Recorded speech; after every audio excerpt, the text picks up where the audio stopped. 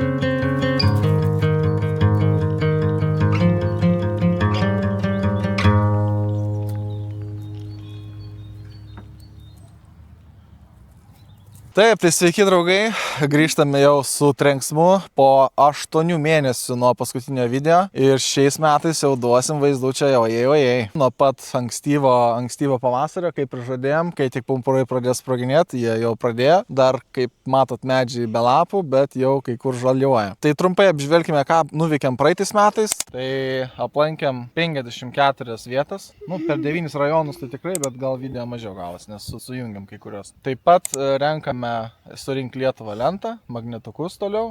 Čia kaip jinai atrodo, parodau. Tai va, tai šiais metais kas bus naujo, tai kad mes nebegalvosim, kur važiuoti, o tiesiog trauksim burtus. Atsispausdinau sąrašą, išsikarpiau ir sumečiau į indelį. Ir Viliukas ištraukė pirmąjį rajoną šių metų. Tai apie viską pamatysit nuo pat pradžių. Beje, algoritmas jau mus turbūt bus labai stipriai apleidęs. Tai palaikinkit, būtinai pasubscribinkit ir parašykit komentarą. Įsitaisykit patogiai ir gero žiūrėjimo. Taip, tai kaip mes nusprendėm atsirasti ten, kur atsiradom, ogi burtų kelių.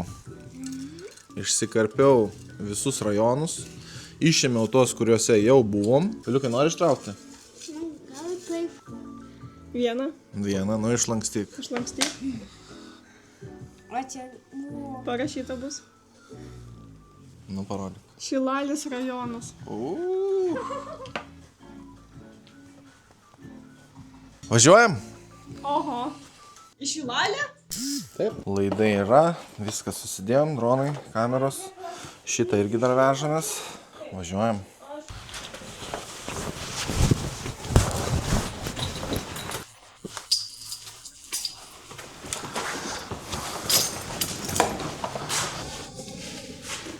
Tavo kamerą pasilgau.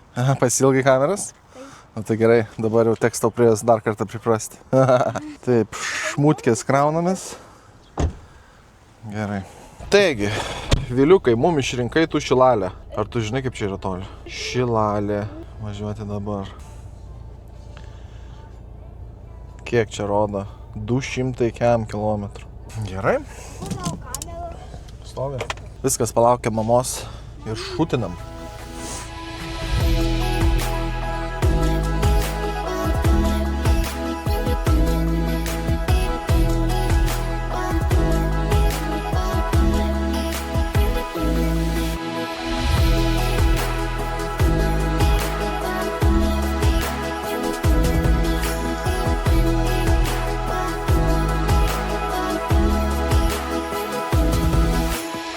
Ką, liko 40 kilometrėlių ir jau būsim pačioj Šilalėj. Sustojam spurgyčių pasiimti.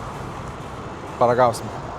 A pilvas gurgia, a valgyt noriu. Ir ką tu čia atsinešiai? Šviežiai keptų spurgų. O Jėzus, dar net karštos. O Jėzu, kaip suvalgysiu.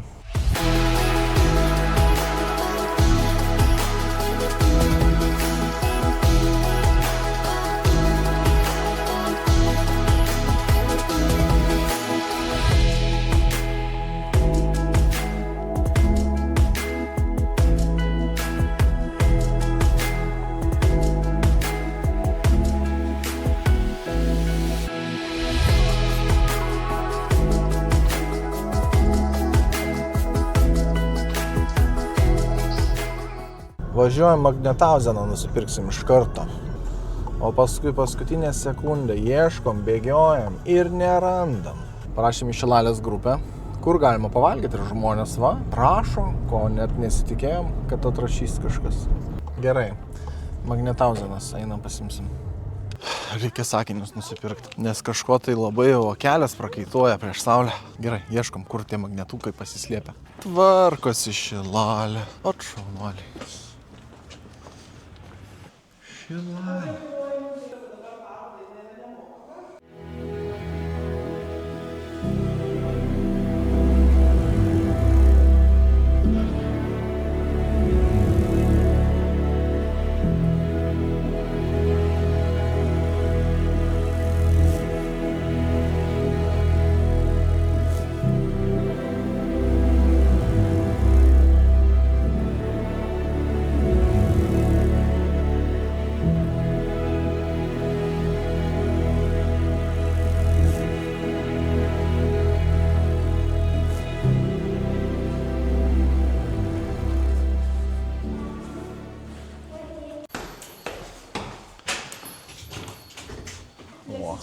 Nelakstyk, viską apžiūrėk.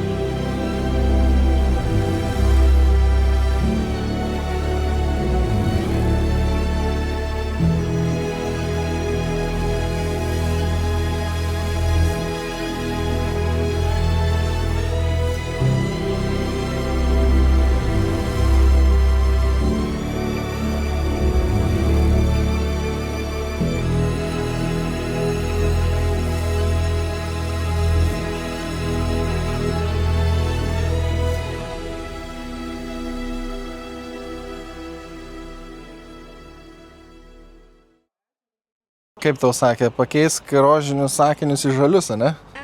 Aha. Gražiai. Tu pažiūrėk, kokio grožio bažnytėlė.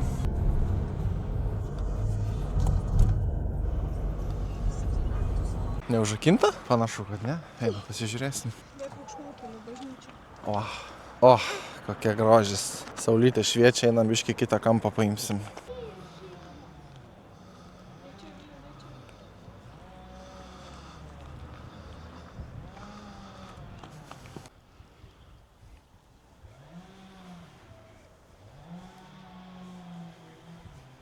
Nu, puikiai atrodanti.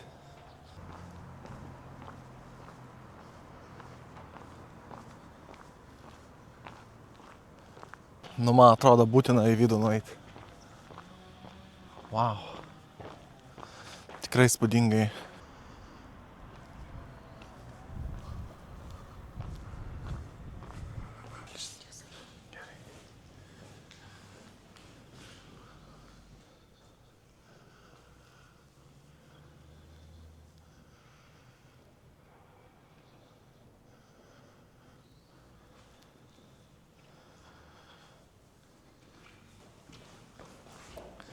Liuks. Einam, nebetrukdom, čia žmonės tegu meldžiasi. Eina iš pažintėlės. Tu jokau, aš iš pažinties naičių kunigas nualptų išgirdęs. Yesterday feels so close in time, yet so far away.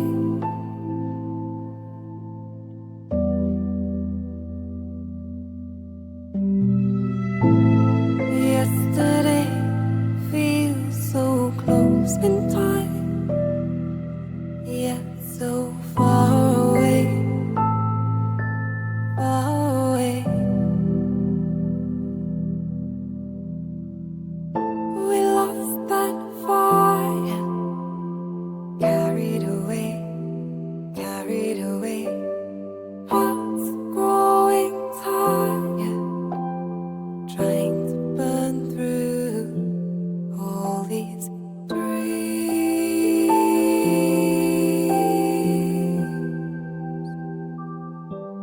all these dreams.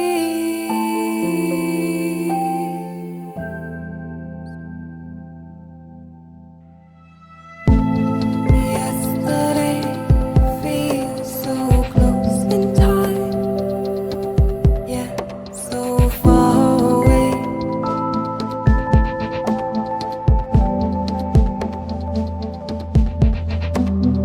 Take what tomorrow will bring without the gravity. Don't take me. Nu, važiuojam pavalgyti kažkur. Važiuojam. Tai rinkis meldai arba ugnyje. Čia ziek sapakų yra. Čia ugnyje, o yra meldai. Kas tie meldai? Restoranas. Šiaip jo vieno patiekalo kaina yra 21 euras. Jo, tai gal Cepelino važiuojam. Reikia pasistiprinti, prisikimšt pilvus reikia, ne Viliau? Ugnyje kavinė kažkokia tai. Einam, pažiūrėsim, įvertinsim, pasakysim, skanu ar neskanu. Žodžiu, užsisakiau cepakų, apkeptų. Pažiūrėsim. Nes šviežių nebuvo. Kokia porcija.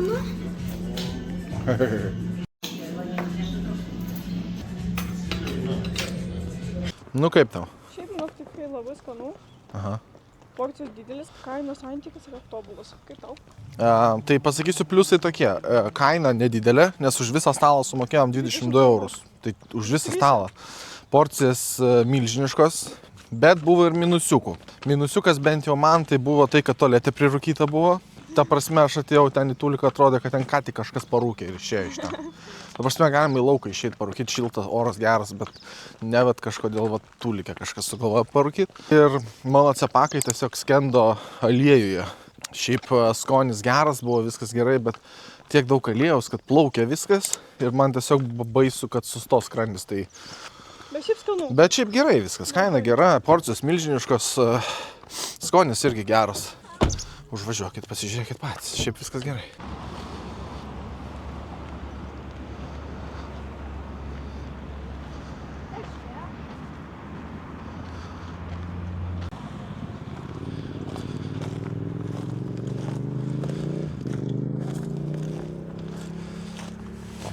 Nu ką, draugai, atvažiavom į Stasio Girėno gimtinę pasižiūrėti, kur mūsų legenda užaugo, gimė. Einam, apsižvalgysim. Nu, aukščiau takyk. Aukščiau biški. Nu, beveik. O, 15 balų. Nepataikiau.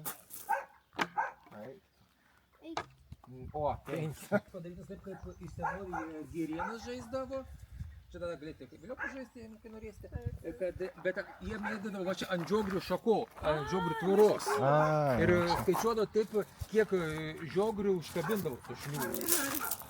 Geras. Tokie buvo žaidimas. Matai, viršuje yra trikampiukas. Va, neturėjo kamino. Pro jį dūmas išeidavo, o čia tik turėdavo va, tokį mažiuką kaminuką viršuje. Visą pagrindinę maistą gamindavo va, šito duonkepėje. Dar tokia papildoma paskirtis, kadangi namas yra atstatytas, toje pusėje buvo, kaip sakoma, sandėliukai. Bet taip pat ir vaikai kambarį turėjo. Kadangi ta namo dalis buvo nešildoma, tai jie prieš einant miegoti, pavalgius, visus va šitos akmenis susirinkdavo, susidėdavo į puodą ir pasidėdavo prie savo tokių kaip, kadangi lovų neturėjo, krebutis būdavo sukaltos. Tai va, juose juos ir turėjo. Tai va, kad šiluma būtų prie jų pasidėdavo. Labiau rūpintos tais laikais tėvais negu vaikais. Nes jeigu tėvams kas tas atsitiktų, vaikai nebeišgyventų. Dėl to tėvai turėjo šildomai patalpoje gyventi visą laiką. Kadangi Girėnas kilęs yra iš 16 vaikų, jis yra 16, iš jų tik tai 4 išgyveno. 3 broliai ir 1 sesuo. Tik iš tikrųjų beveik visi vaikai nesulaukė nei pirmų metų. Gydydavosi, kaip sakoma, žolelėmis visokiomis ir jeigu reikėtų, tai toli keliauti ir dar mokėti pinigus. Nes Girėnas kilęs labai skurdžios šeimos. Lubos buvo va tokio aukščio iki durų staktos, o durų stakta buvo kažkur apie 1,5 metro aukščio. Kad išlaikytų tą šilumą, iš tokių senų žmonių kalbų sužinojome, kad kodėl tos durys toks irgi būdavo mažos. Kaip įeina žmogus, kad iškart nusilenktų prieš įeina, kad pagarba tokia būtų. Tai taip, viskas čia autentiška, dėja iš Girėno tų laikų niekas neišliko. Nes kadangi Girėnas išsikraustė, į Ameriką išvyko, čia niekas nebegyveno. Leido žmonėms, kas neturėjo kur gyventi. Apsigyventi, kad rūpintųsi aplinką tik tais. Tumas pagrindinis kambarys buvo, priimdavo svečius ir išlikusius staklės Girėno brolio pagamintus. Buvo labai gabus medžių darbiniams, netgi Amerikoje turėjo savo parduotuvėlę, kur pardavinėjo savo gamintus medžių darbinius. Tenais ir dabar grindis yra padėta, bet anksčiau buvo molio asla irgi. Vieninteliai šie 2 kambariai buvo su mediniam grindim, prabangesnė, kaip sakom. Čia yra, kaip matė, viena lova. Tai tokie mažo lovai tėvai neišmiegotų. Seniau būdavo čia kaip užtiesalas uždėtas, atskirti, kad būtų atskiri kambariai. Nes kadangi vaikų visą laiką daug būdavo, ir turėdavo mama su vaiku atskirą kambariuką tokį. Va, čia tokia kaip lopšys prie mamos būdavo ir va taip jinai gyveno. Ir iš tikrųjų... Va, bet čia tokios trumpos lovos, jie gal neaukšto ūgio buvo? Neaukšto, jeigu neklystu, Girėnas suaugęs buvo apie 1,80 m. Skaitomas jau aukštas vyras buvo, o dar jų tėvai tai buvo dar mažesni tiesiog. Namas buvo iš šiaudų, nes buvo pigiau, čia pas mus dabar yra nendrėmis padarytas. Pečius yra, toksai, matote, ir be durelių, be nieko. Iš tikrųjų, darydavo taip, kaip, tvaru, kai tokius žioglius ilgos šakos, jie susikapodavo, čia atsidarydavo, kaip susidėdavo, užsidegdavo pačiam gale. Ir tie vis tiek šakos išlindusios dar gerai būdavo. Taip padėdavo soliukų, kad jos išlaikytų ir taip pabiškai jas stumdavo. O čia yra kaip labirintas. Išvedžiotas visas labirintas, kad dūmas ir išeitų pro viršų šaltas dūmas. Tais laikais kūrendavo tik tai su šakomis. Iš tikrųjų, čia buvo vaikų darbas. Per vasarą jie įeidavo čia į mišką ir glėbiukais parnešiodavo malkas. Kam šitas buvo daiktas naudojamas? Čia kaip lempa kokia gal? Čia yra musgaudis. Pro viršų įpildavo ir kaip nuo pieno išrūgos likdavo ir laikydavo čia.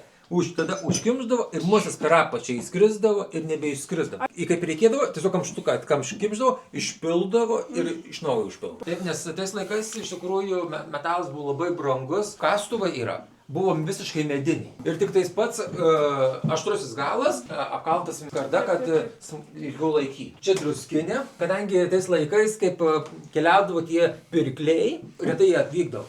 Tai pirkdavo visą laiką didelius kiekius. Ir druskos, ne dabar kaip būdavo, yra smulkinta, būdavo druskos plytos ir jas patys susismulkindavo. Ir tas tada laikydavo tokias dideliuose kiekiais. Va, čia mes grįžtame. Čia kaip pagrindinis kambarys. Kaip matė, ir miltus maldavo čia. Malūnas, kaip jis taip sukdavosi rankom. Kai mažus kiekius turėdavo, tai va čia į vidų susipildavo ir maldavo patys namuose savo miltus mažus kiekius. Galiu istoriją pasakyti apie Girėną ir Malūną, kad buvo tokie, kad Girėnas buvo labai judrus vaikas. Nenuvaikščiojantis, tai kaip važiuodavo su arkliu miltus malti prie Malūno, tai Girėnas vieną kartą irgi paskui ėjo, nubėgo greitai tekinas, pirmiau už tėvus. Kaip nubėgo prie malūno, pašoko ir pačiupo už tuos malūno sparnus, kur sukasi. Įsikibo. Pakilo į viršų ir sukasi. O Girėnas laimingas juokėsi. Mamai širdis šoko, jau kitos babulkos subėgo laikyti, kad nenualptų. O tėvas ramus atėjo prie to malūno sparnų, laukia, kada jisai nusileis. Jisai tik tais pasiėmė, kadangi nediržas buvo, o šniuriukas. Atsirišo šniuriuką nuo kelnių, pasiėmė ir laiko rankose. Ir laukia, kol nusileis. Kaip nusileido, gavo per subinę su tuo, bet Girėnas neveikia. Jis sako, da noriu ant tos lipti. Jisai labai norėdavo skraidyti. Čia jos svajonė buvo iš tikrųjų, kad netgi kaip mokykloje, jisai buvo vienintelis gavęs išsilavinimo iš visos šeimos. Nes kadangi čia būdavo mokykla gana toli, apie 6 km, 10-6 km, taip nuo čia ir eidavo tik tai į mokyklą žiemą. Kadangi vasarą, kaip sako, tais laikais mokslas nelabai svarbus buvo kaimo vietovėse. Miestuose labiau gal eidavo mokslus vaikai labiau, bet kaimo vietovėse labiau darbas, sako, iš mokslo neprasimaitinsi, sakydavo. Tai per vasarą visi eidavo, visi dirbdavo kaip darbuotojai, o kaip žiemą, kaip nėra tų darbų, tai eidavo Girėnas pėsčiomis ir į mokyklą eidavo tiesiog taip. Brisdavo per pusnis. Pjūklas koks ilgas. Čia ta net Družba, Tai pagalasas veikiantis dar yra pas mus. Jo.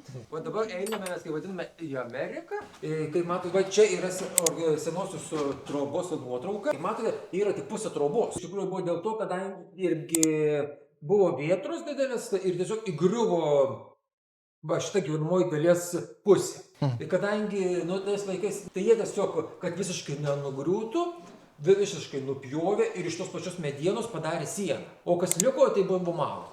Čia yra kitas, kaip jau verslo priemonė nusipirko motociklą. Su juo, kadangi keliaudavo po Čikagos apylinkės, ir apžiūrėdavo apleistas sodybas. Ir tas sodybas jisai perpridavo. Apsvarkydavo su tas sodybas ir tada jie pardavinėdavo. Kadangi dirbdavo, kaip dirbo tuo metu laikraštį, maketuotojų, kadangi jis maketuodavo tos laikraščius, vieną kampuką savo išsimaketuodavo, kad įsidėti skalbimą, kad parduoda sodybas už dyką.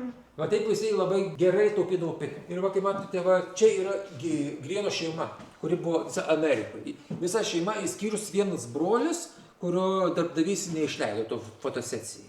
Čia tetos jo, čia yra Girėno draugė. Bet matote, jinai ne prie Girėno sėdi. Kadangi nežinota, teta pasakė, nežinota esi, eik iš šono čia prie Girėno brolio. Aš atsistosiu šalia. Kadangi Girėnas ją laikė, nevedė taip ilgai. Tai prieš skrydį jisai nusprendė, žinai, kad neįsiskirtų nieko, kad jinai vis laikas su juo buvo. Tai testamentais pasirašė visą savo nekilnojimą turtą, kur daug sodybų, daug namų turėjo, užrašė jai. Jei kas nors jam atsitiktų, pradėjo motoras gesti. Kadangi lėktuvas buvo paruoštas kelis mėnesius, jau sukūro viskas, o aliumininiai bakai pradėjo oksiduotis ir tos visas nuosėdos ant dugno. Bet per Atlantą, kadangi skrido, buvo į didelį audrą patekę. Netgi dabartiniai lakūnai sako, kaip stebuklas įvyko, kad jie sugebėjo išlaikyti tą kursą. Ir tos visos nuosėdos sukilo ir sutraukė į variklį. Buvo rasta lėktuvė karbiuratorį užsikimšęs. Tiesiog nepagavo kuro, lėktuvas pradėjo gesti. Ir va taip jie pradėjo ieškoti, kur nusileisti.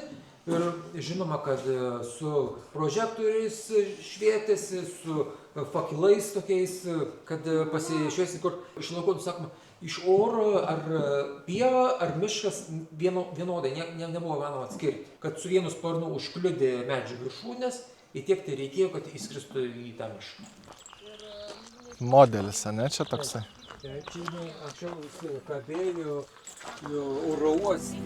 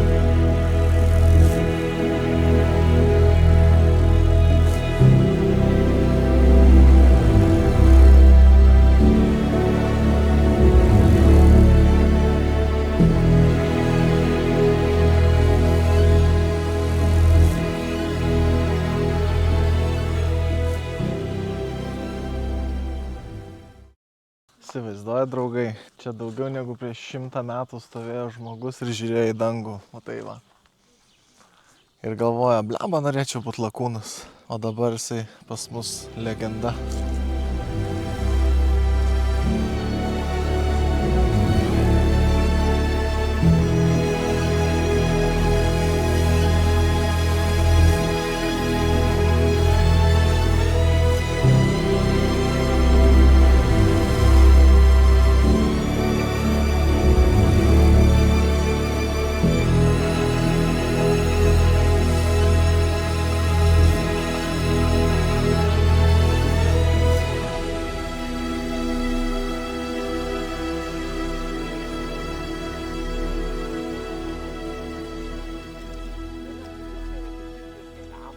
Nu tai ką, aplankėme Stasio Girėno gimtinę. Buvo iš tiesų žiauriai įdomu, labai daug informacijos, daug ką sužinojom naujo, ko anksčiau nežinojom. Tai tikrai visiems rekomenduojam atvaryti, o dabar važiuojam į apžvalgos bokštą. Pasižiūrim, užlipam ir įvertinam, ar baisus ar nebaisus. Žodžiu, atvažiavom ir sutikom čia tokį pilietį. Tai sako, atsargiai turėklus čiupinėkit, nes rankos juodos bus. Ir sako, kad nelabai dėmesio vertas. Sako, piliakalnis buvo įspūdingiau. Tai, eik tu savo, žiemos lašiniai kaip trukdo lipti viršų. Tai žodžiu, atvarėm patys įsitikint, ar čia vertas dėmesio ar nevertas. Ir tada važiuosim ant tą piliakalnį. Ir palyginsim tada. Padusai, Viliau. Kur dingai? Tai čia realiai ir be bokšto jau aukštai. Senas geras priešas mano. Kažkokie sakė suodžiai yra, bet man jie visai švarus atrodo. Ai, jo. Yra kažkom tepa, žinokit. Senai jau belipau kažkokį tai. Bet jau čia rankos bus juodas, kaip ir sakė. O ką, mano kompanionas nori labai lipti kartu. Tik tai tu nelingok to bokšto, nes čia aš būsiu tas, kuris labiau bijo negu tu. Laikykis už turėklų. O tu matai, kokia mama mažytė. Nu va, užlipam. Patį viršų. Nu ir nebijai tu čia? Palauk, dabar tu toli neik. Matyt, aš nieko nebijau. Nu, kaip tau bokštelis? Gerai. Nebijai? Ne. Su žmonė drąsesnis tikrai. Gerai, dabar lipam žemyn kažkaip gerai. Kodėl nelipai? Bijau. Iki kiek buvo užlipus? Iki pirmo aukšto. Ir paskui? Paskui lipau atgal. Daug 5. Varom toliau. Tai va, Viliuko pirmasis įveiktas bokštas iki pat viršaus. Drąsesnis bernas už mane. Ką, dar visai aš norėčiau aplankyti piliakalnį, kur čia žmonės sakė. Sakė, vaizdas geresnis ir įspūdingesnis. Rankos, nu neišsitepiau taip, kaip sakė. Tai gal tas žmogus tiesiog viską nuvalė su savo rankom, o aš paskui jau lipau ir kaip ir švaru buvo. Tai varom dabar į tą piliakalnį. Pasižiūrėsim, kaip ten kas bus. Ar paliks įspūdį ar nepaliks.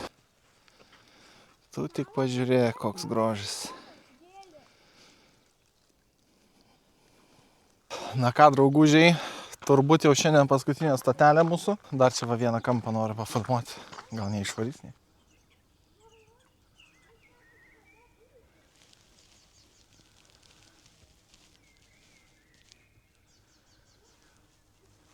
Šiandien turbūt bus jau čia paskutinė vieta. Tai yra Bilionių piliakalnis. Tai lipam į viršų, ko stovim. Mediniai laipteliai. Status tokie, bet čia gal galima greičiau kažkaip nusiridenti žemyn. Nu, gerai. Į bokštą, man atrodo, mažiau laiptelių buvo. Ant kiek status kalnas.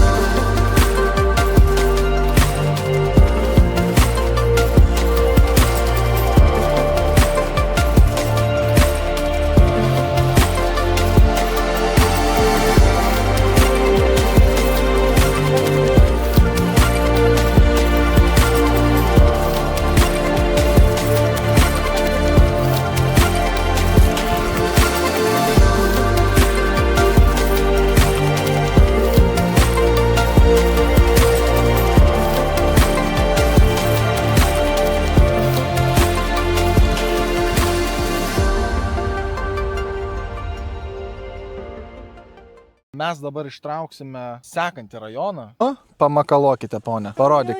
Va, viduje yra rajonai, visi rajoniukai. Vėliau, teik ištrauk dabar, kur mes čia važiuosim. Nu gerai, pagalvok. Nu, šlankstyk. Tikiuosi tik ne. Nu, šlankstyk. Kažiai. Parodyk į kamerą. Atsuk. Apversk. Taip, taip. Tai yra Kai? Kaišiadorių rajonas. Mes būsime Kaišiadoryse. Tai kas nori, galbūt ten žiūri ir galvoja, o, blemba, mano rajonas. Tai žiūrėkit, parašykit mum, parašykit vietą, kurią būtinai turime aplankyti. Galbūt jos nėra Google, galbūt mes jos nerasim. Tai parašykit ir galbūt netgi ten ir susitiksim. O dabar sakom, Ate. ate ir iki kito rajoniuko.